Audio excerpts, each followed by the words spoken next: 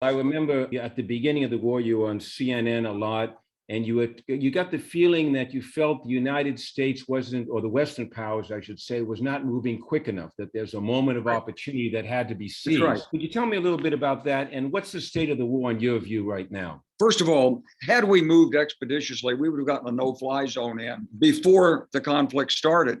Once it started, the no-fly zone, it just became a political football in which people cited a no-fly zone as an excuse not to allow Ukraine to have its support. If you believe in a rules-based international order, then you have to respect Ukraine's ownership legally of the borders and airspace of Ukraine. So if Ukraine invites you in, says, give me some help, you say, sure, I mean, it's your country. If you tell us we're allowed to come in, we're gonna come in. If Russia wants to violate it, that's on Russia. It was, I think, just considered too risky at a time of great uncertainty as to what we were going to do. People were waiting to see if Zelensky could hang in there and Kyiv could survive, and they did. And then the war shifted to its second phase, which was this buildup in Donbass and the effort to use traditional Russian military power to pound and use all that artillery dominance. But the thing is, it was basically working.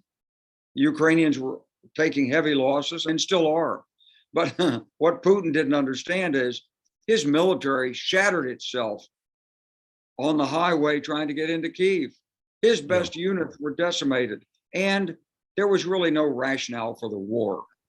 It just didn't make sense to the average Russian, even the ones who were in there. At first, I guess they thought they were going to have a celebration and people would welcome them. But when the grandmother comes to you and says, get off here, we don't want you in this country, and in your own language, after that happens again and again, you're going to have, people are going to say, what is this?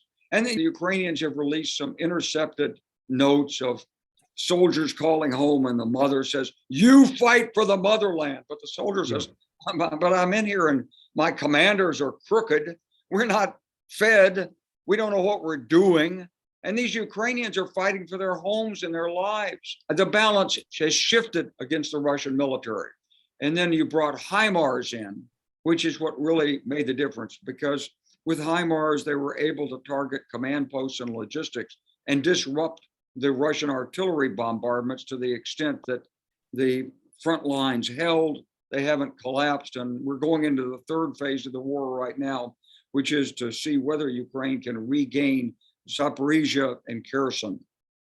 And it's being fought out on a daily basis in actual battle space, and also in the information space is being fought over the Zaporizhia nuclear facility and the concerns that manufactured concerns that Ukraine might blow it up. Ukraine's not going to blow it up. The Russians occupied it. They're using it as a secure base because they know the Ukrainians can't attack it. And it's a blocking force, it's like an impregnable castle in medieval combat, sitting right there in Zaporizhia.